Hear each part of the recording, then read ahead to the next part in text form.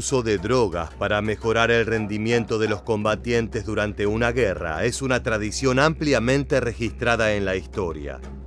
Se remonta incluso a la antigüedad, por ejemplo con guerreros vikingos consumiendo hongos alucinógenos para ser inmunes al dolor. En ámbitos más modernos hay irrefutables evidencias de fármacos administrados a los soldados por sus superiores.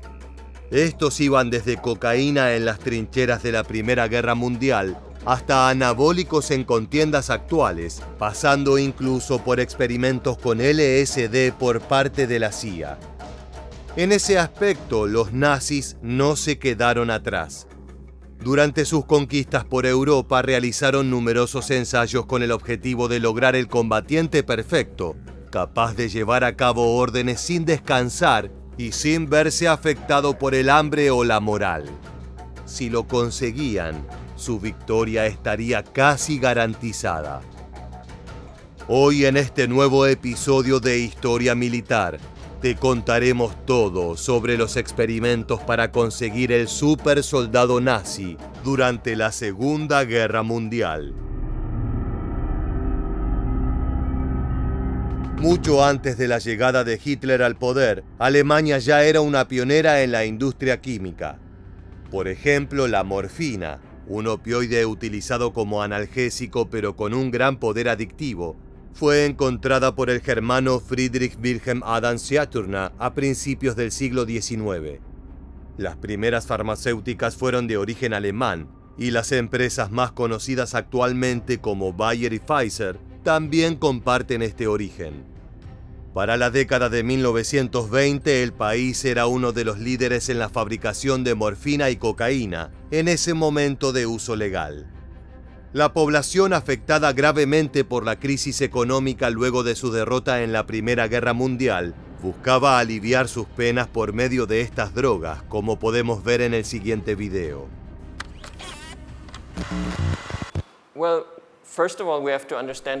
Bueno, en primer lugar tenemos que entender que la cocaína fue un producto alemán. La compañía alemana Merck la patentó en los años 20. Y por ejemplo, Perú exportaba toda su producción de coca al puerto de Hamburgo de manera legal en esa época. En Alemania, la cocaína era un producto legal muy conocido. Pero había un hombre que veía con malos ojos estos hábitos. Para él, la adicción a los fármacos eran signos de un carácter débil y subhumano. Hablamos de Adolf Hitler, cuyo partido nazi hizo campaña con la idea de eliminar esta actitud aberrante de la persona aria. Él y sus seguidores relacionaban la dependencia a estas sustancias con el judaísmo, diciendo que estos últimos habían sido responsables de que tantos ciudadanos de bien hayan caído en la drogadicción. Ya en su primer año en el poder, Hitler tomó un número de decisiones para eliminar de la sociedad a los que él veía como casos perdidos. Desde penas carcelarias de 2 años o más a los adictos, pasando por prohibir su casamiento, llegando incluso hasta imponer su esterilización. Pero también se emplearon medidas mucho más terribles. Agrupándolos con otras personas acusadas de tener enfermedades mentales, se las eliminó sistemáticamente mediante la eutanasia bajo el programa Acción T4. Este operativo inició no mucho después de comenzada la Segunda Guerra Mundial y buscaba eliminar a aquellos percibidos por el gobierno como genéticamente inferiores, como dice el siguiente video. El programa T4 estaba comprometido con la purificación de la raza mediante la esterilización obligatoria y la eutanasia. Cualquiera que se considerara genéticamente defectuoso, los enfermos mentales, los discapacitados, los homosexuales, eran blancos potenciales del programa T4. Serían víctimas de este programa tanto personas de los territorios conquistados por Alemania, como también los mismos ciudadanos del Tercer Reich. Pero aún así, con todas estas medidas que criminalizaban estos actos, la población germana seguía consumiendo drogas, y no de forma ilícita. ¿Cómo ocurría esto?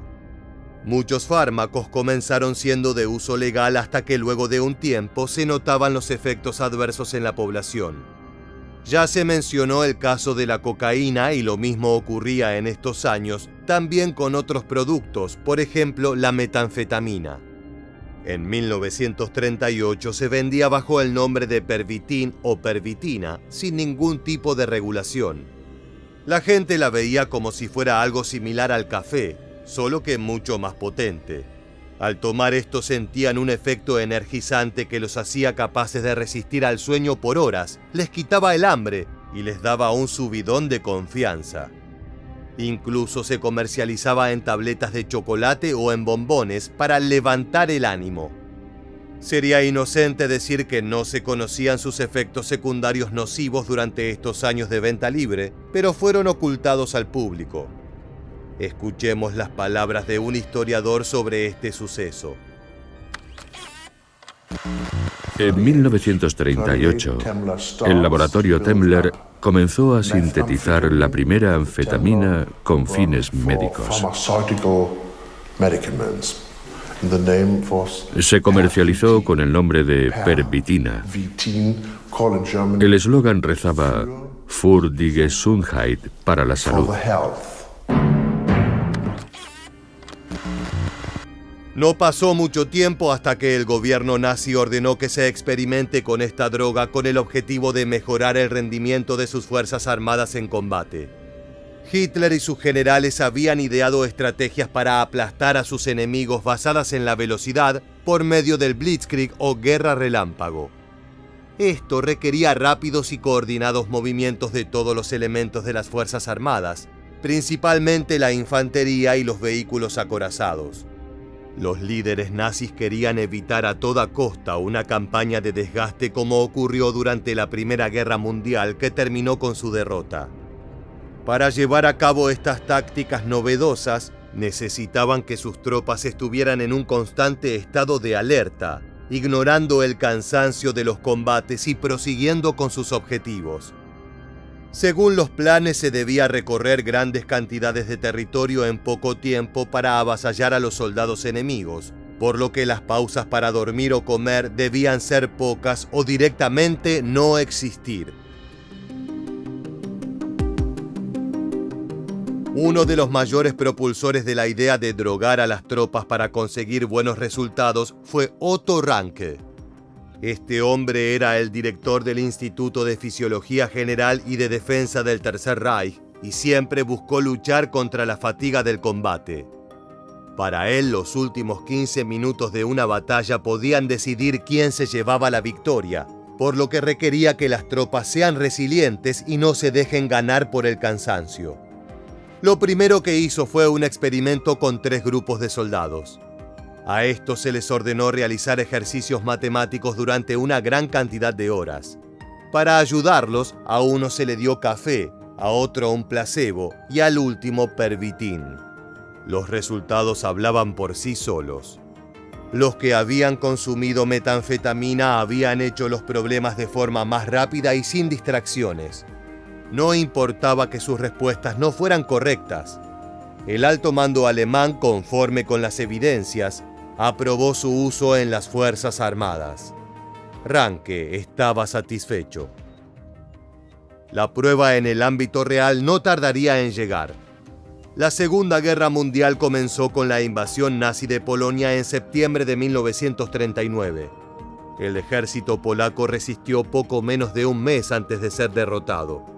En mayo de 1940, Alemania conquistó Bélgica, Luxemburgo, Holanda y Francia.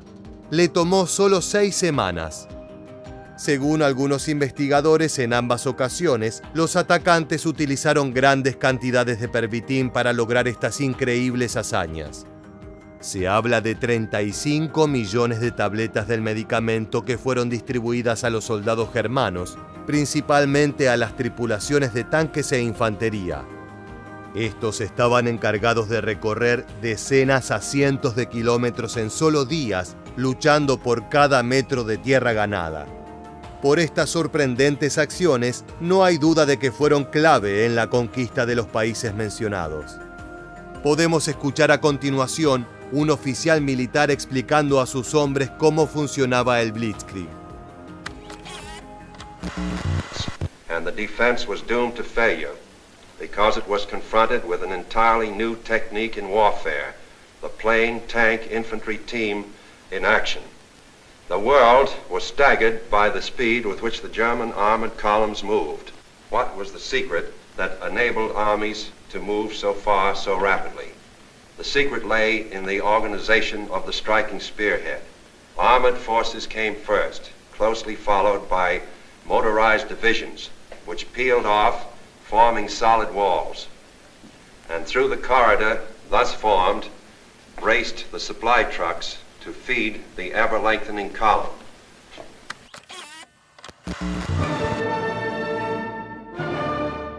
Los informes de las pruebas con pervitin hablaban de efectos deseados como aumento de la capacidad de atención, mejora del rendimiento, excelente ánimo, máxima disciplina y gran dinamismo.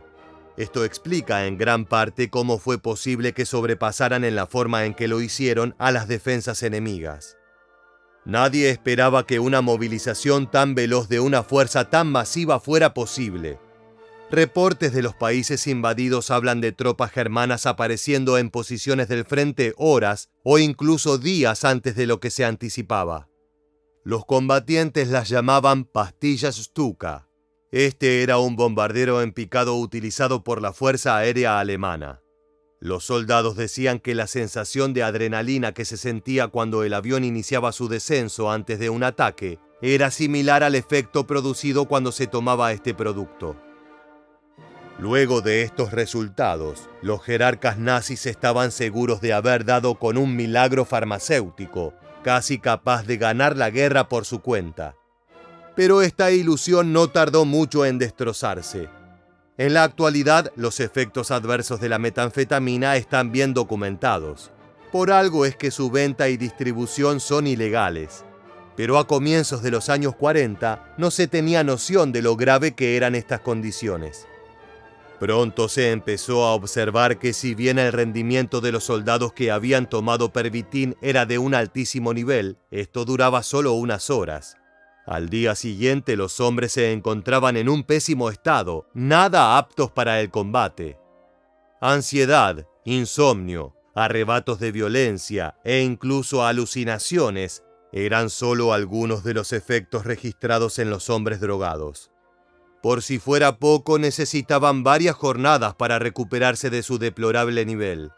Además, el medicamento tenía un efecto adictivo tremendamente poderoso, por lo que las tropas sufrían síndromes de abstinencia luego de solo una leve exposición al pervitin.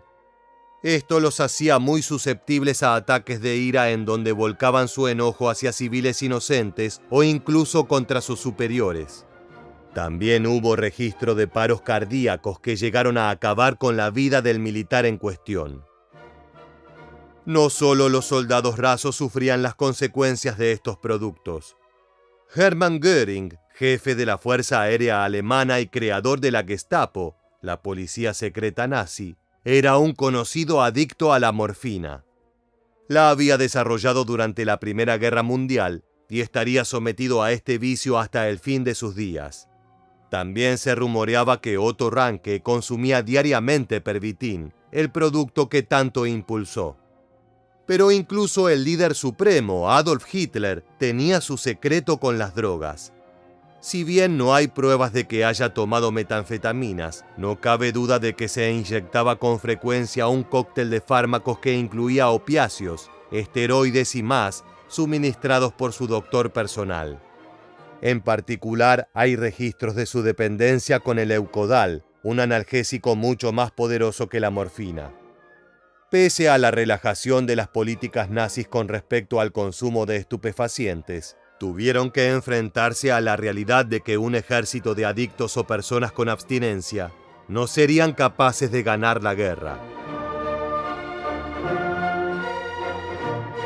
Para 1941, el médico jefe del Tercer Reich, Leonardo Conti, el cual estuvo involucrado en el mencionado Plan Acción T4, comenzó a informar sobre los efectos nocivos del pervitin. Así, el medicamento pasó a formar parte de la lista de fármacos prohibidos. solo estaba permitido por medio de receta médica y con moderación. Por todos los efectos adversos que convertían a las tropas en un factor impredecible, se desalentaba tomarlo durante el combate. Igualmente hay registros de soldados con síntomas de abstinencia a la metanfetamina hasta 1942, durante la invasión de la Unión Soviética. Muchos necesitaban del producto para soportar el frío intenso del invierno ruso, y numerosos pilotos no podían llevar a cabo su gran cantidad de misiones aéreas sin su consumo usual. Una vez que caían en el hábito, era difícil para estos hombres salir del mismo, y el contrabando de las pastillas se volvió un mercado frecuente. Pero pese a que el Pervitin fue prohibido, este no fue el último intento de la Alemania nazi en desarrollar supersoldados. En 1944 el destino de la guerra estaba ya escrito. El Tercer Reich se encontraba en plena retirada hacia Berlín, combatiendo en dos frentes. Por el oeste los aliados reconquistaban rápidamente la Europa occidental, mientras que por el este el ejército rojo soviético arrasaba con sus enemigos, dejando miles de muertos a su paso. Buscando el milagro que les permitiera ganar la contienda, los científicos nazis se volcaron nuevamente a los fármacos. Una de las teorías ilusorias de Hitler era vencer a sus enemigos a base de mini submarinos. Estos consistían en vehículos de 1 o 2 tripulantes que serían capaces de infiltrarse entre las embarcaciones enemigas para torpedearlas sin ser descubiertos. Para conseguir la máxima efectividad posible en estas operaciones, se necesitaba una forma de mantener a estos hombres alertas y enfocados en su trabajo por la duración entera de estas misiones. Las condiciones de vida en los submarinos eran pésimas, con el encierro en un espacio reducido, ruido constante de los motores, falta de oxígeno y necesidad de estar despiertos por largo tiempo. Se necesitaba algo aún más potente que el Pervitin. Podemos ver cómo eran estos vehículos en el siguiente video. Este submarino para un solo tripulante se utilizó a finales de la Segunda Guerra Mundial. Dentro de esta cápsula iba un soldado, cuya misión era hundir los barcos del enemigo. Debajo hay un torpedo armado. La particularidad de este sistema es que la cápsula solo podía abrirse y cerrarse desde el exterior. Y como para los soldados, era muy duro desplazarse en esta embarcación. En este espacio tan exiguo, efectivamente los drogaban. Los nazis pusieron manos a la obra. A fines de noviembre de 1944, comenzaron a experimentar con diferentes mezclas de químicos para dar con la droga milagrosa. Estas pruebas se llevaron a cabo en el campo de concentración de Sachsenhausen dentro de Alemania. Allí se albergaban prisioneros políticos y militares, incluyendo al hijo mayor de Joseph Stalin, líder de la Unión Soviética. Uno de los principales objetivos de este lugar fue diseñar el método más efectivo para llevar a cabo asesinatos en masa. Fue uno de los primeros centros de detención en donde se probaron las ejecuciones por medio de cámaras de gas. Pero en esta ocasión, los alemanes buscaban otro tipo de resultado. Para encontrar la droga deseada que les permitiera ganar la guerra, científicos nazis experimentaron cruelmente con prisioneros de este campo. Las pruebas consistían en darle a cada persona una mezcla de fármacos diferente y obligarlos a caminar por el patio sin parar. No tenían permitido frenar hasta que cayeran exhaustos por el cansancio. Esto fue una verdadera tortura para los detenidos, que, debilitados gravemente por las condiciones inhumanas de su encierro, no pudieron aguantar estos estudios. Algunos quedaron tan agotados que fueron enviados directamente a la cámara de gas al finalizar los ensayos. Una historiadora cuenta cómo se realizaban estas investigaciones en el siguiente video. Los médicos formaron dos grupos de sujetos. Los observaban, los pesaban, les tomaban toda clase de medidas. Luego les administraban diferentes drogas en diversas dosis y les hacían caminar lo más rápido posible, cargando con unas mochilas muy pesadas. Y veían cuánto tiempo aguantaban el ritmo.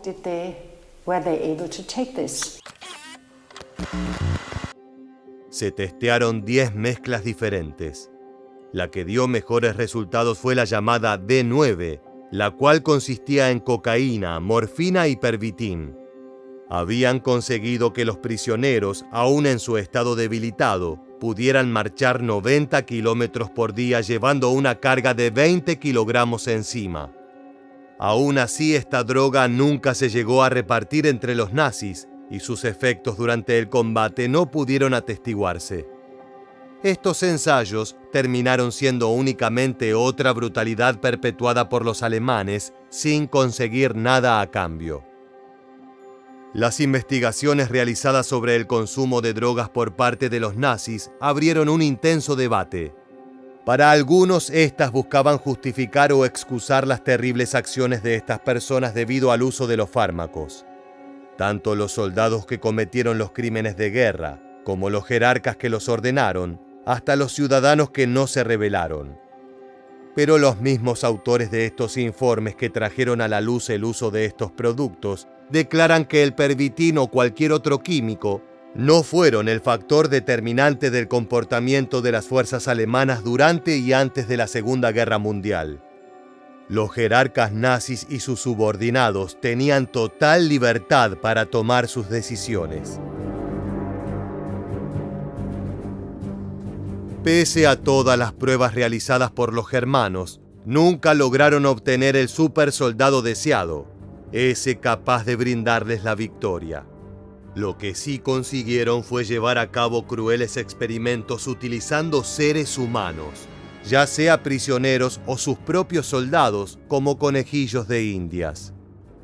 Además, crearon cientos o miles de veteranos adictos que aún años después de terminado el conflicto, siguieron buscando el efecto del consumo de pervitin. Una ideología que veía a los consumidores recurrentes de drogas como personas inferiores, irónicamente llevó a que muchos de sus propios partidarios caigan en estos hábitos.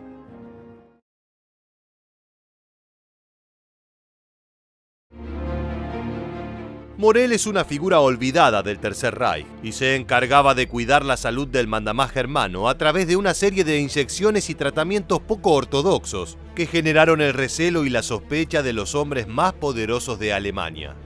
A diferencia de la imagen de control y salud que los nazis propagaban, Hitler consumía una enorme cantidad y variedad de drogas bajo orden de Morell, algunas de estas discontinuadas, otras usadas para animales y algunas famosas como la cocaína y la metanfetamina. Morell llevó un detallado diario en el que anotaba todo lo que le recetaba y le daba a Hitler para calmar sus numerosos dolores y malestares.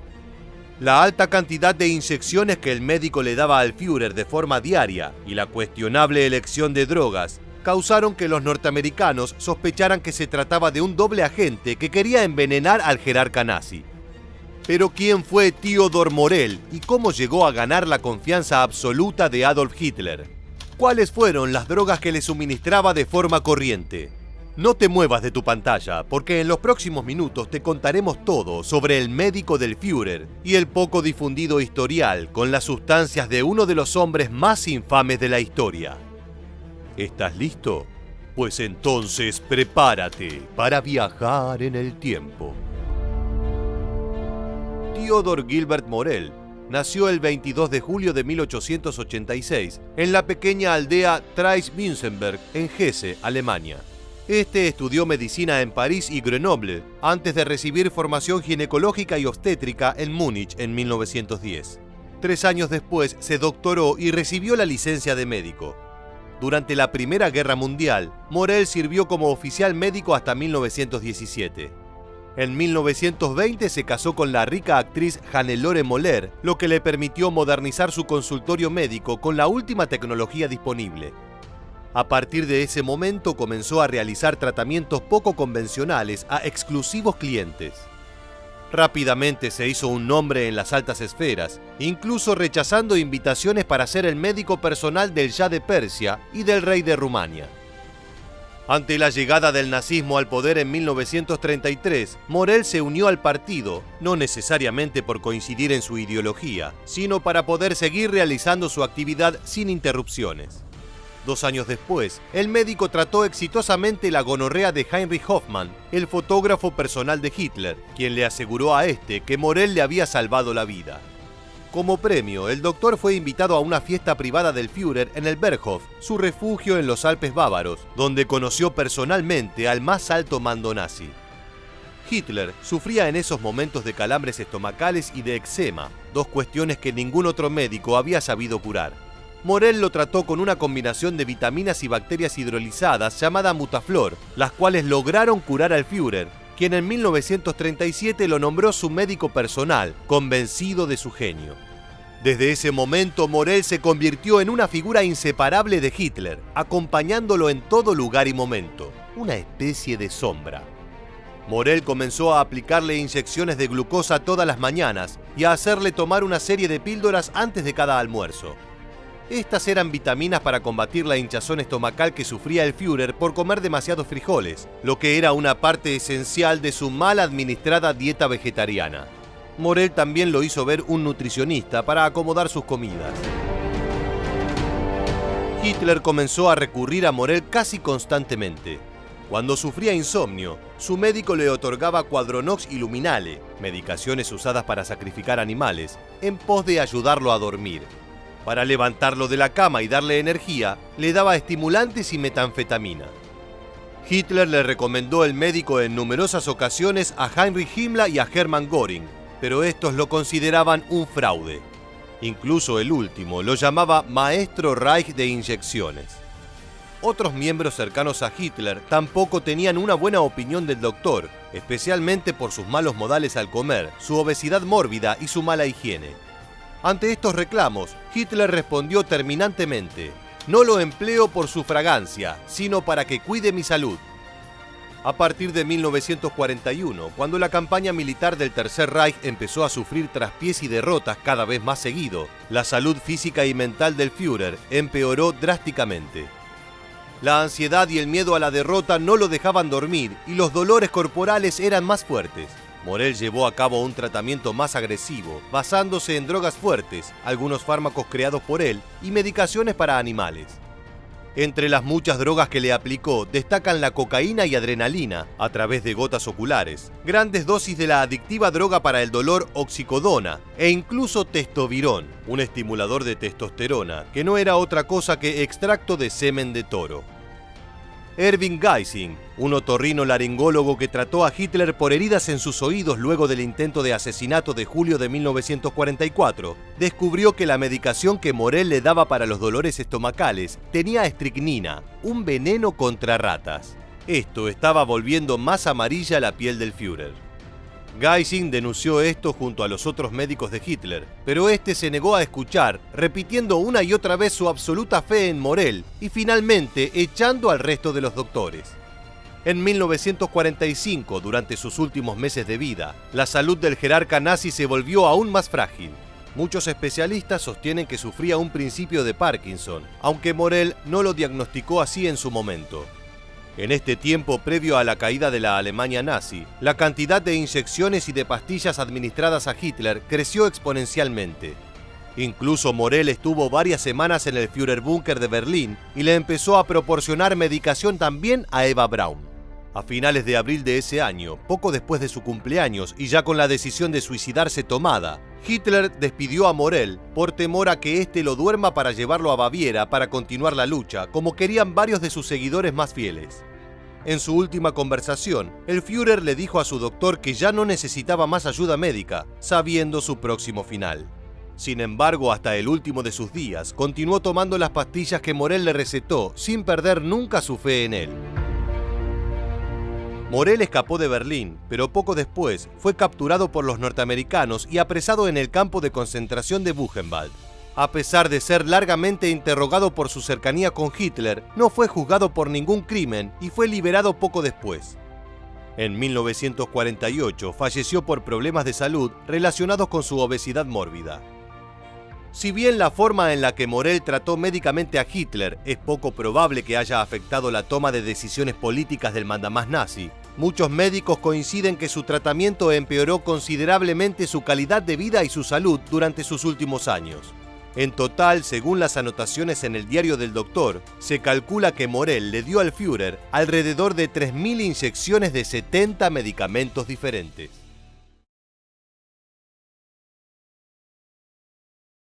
El consumo de drogas para mejorar la eficacia de las tropas en el campo de batalla no es realmente nada nuevo en la guerra.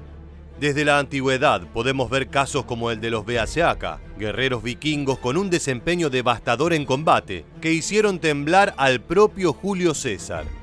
Estos entraban en frenesí y luchaban desnudos contra sus enemigos, a quienes mordían y despedazaban de las maneras más brutales.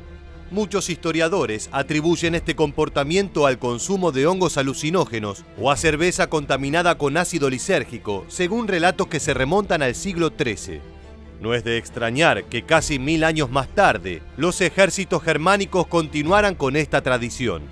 Aunque algunas drogas como la cocaína y el hachís tenían un uso medicinal muy extendido tanto en Oriente como en Occidente, hoy en día sabemos que las fuerzas de Adolf Hitler contaron con un narcótico muy poderoso que los ayudó en el campo de batalla, el Pervitin. Esta metanfetamina, producida por el Estado alemán, fue entregada deliberadamente a las tropas durante la invasión a Polonia, y aunque mejoró la capacidad física de los hombres, eventualmente también causó un nivel de adicción que se convirtió en un problema para el alto mando. Acompáñanos en un nuevo episodio de Historia Militar para conocer cómo los ejércitos utilizaron drogas durante la Segunda Guerra Mundial para mejorar su rendimiento, hasta volverse un problema para todos. ¿Estás listo? Entonces, prepárate para viajar en el tiempo. Cada guerra importante tuvo alguna droga como protagonista, por más que esto no suela mostrarse en los relatos épicos que acontecieron durante estos conflictos. Durante la Primera Guerra Mundial, por ejemplo, se extendió el uso de la cocaína y de la morfina, las cuales, aunque tenían utilidad médica o terapéutica, causaron un franco abuso por parte de las tropas. Durante la Segunda Guerra Mundial, serían las metanfetaminas en forma de pastillas las elegidas para mejorar el desempeño físico, emocional y psicológico de los soldados. Más tarde, solo por mencionarlo, la heroína sería consumida por más del 70% de los estadounidenses desplegados en Vietnam.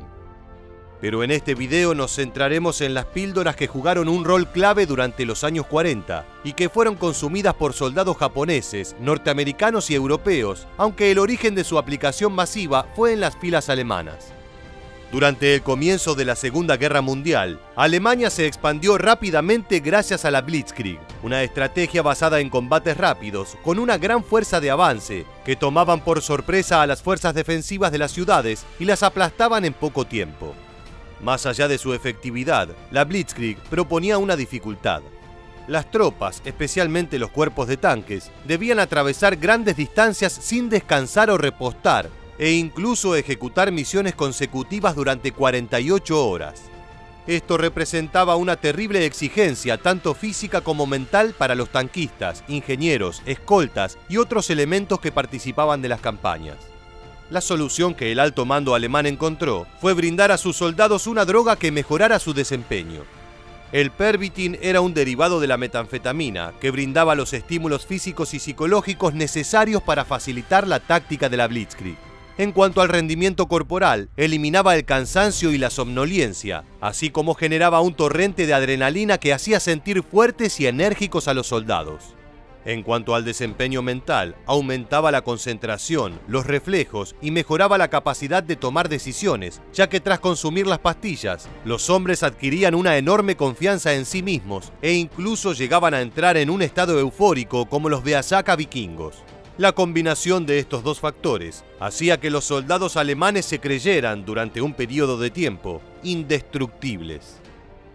Esto permitió que los batallones mecanizados avanzaran a ritmos inhumanos, que tomaran ciudades enteras en semanas, si no días, y que pudieran acosar constantemente al enemigo sin descanso.